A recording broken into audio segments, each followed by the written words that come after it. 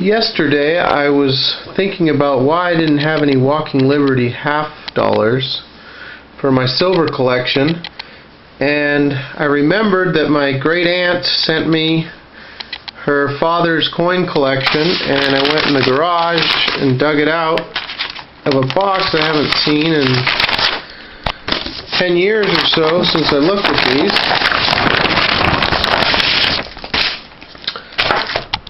And so it turns out I do have about 28 Walking Liberties. So when I got this when I was a teenager, these coins were about $40 in value. And now they're worth about $240. So silver maintaining its value, at least in this century. One of these quarters back in, say, 1943, you could go buy a loaf of bread or a dozen eggs, a gallon of milk. This is worth about $6 now, so you can definitely still do that. You can buy 2 loaves of bread. So at least in this century, silver is maintaining its value. Now I did a video where it's definitely not maintained its value since Roman times. It's extremely undervalued. So anyway, there's some Walking Liberty half dollars that I can add to my collection that I had out in the garage and I didn't even realize it. Probably a lot of people have things like that and they don't even aren't aware of the value of them. Book I just read, Conspiracy of the Rich. I wanted to read you something out of here and see what you think. The bank never goes broke. If the bank runs out of money, it may issue as much more as may be needed by merely writing on any ordinary piece of paper. That sort of seems like what's going on nowadays. This comes from a rule from the game of Monopoly. So you can see how we're sort of functioning like the game of Monopoly. I couldn't believe that when I read it. It's just like our money is just like Monopoly money. Also reading End the Fed by Ron Paul. Almost done with this. This is a great book. Talks about how the Fed has managed our money from being $1 worth $1 down to $1 being worth 4 cents.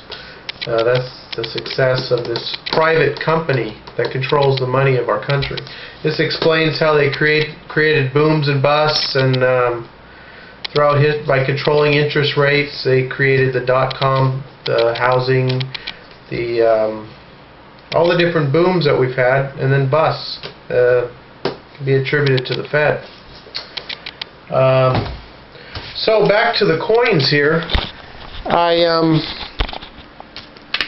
I held on to these. I didn't go spend them. I remember my brother as a little kid getting punished for taking a silver dollar out of a belt buckle and going and spending it for a candy bar.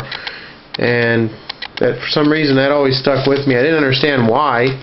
You know, when I got these, to me they were 50 cents each. Maybe had some collector value or something. I had no idea. But these are 90% silver, and I'll add these to my silver stash. So anyway, silver has a long way to go up. I'm just waiting for people to start jumping ship from gold into silver, because they realize that gold's gone up and silver's got a long way to catch up. So when the money starts transferring over,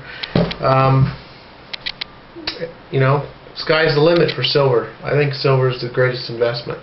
I've been doing a lot of research on silver. Silver's used in so many different industries, and the medical uses that I weren't aware of, it's got so many different medical uses. People used to put a silver coin into a gallon of milk so it wouldn't spoil. And Alexander the Great was told to keep his wine and oil and different things in silver containers.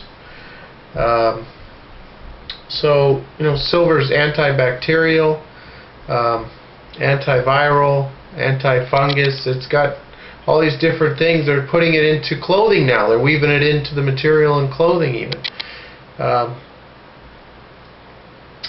Silver is being used a lot of different ways. But anyway, I just wanted to do a quick update. Thanks to all the subscribers. I noticed a few more people subscribed to the channel. I'm going to do another silver video. I wanted to do one now, but I don't think it's quite right time. So I'll do a better silver video. Look at my last silver video. Points out the supply and demand of silver. There's actually more silver above ground. I'm sorry, gold above ground than silver right now for investment.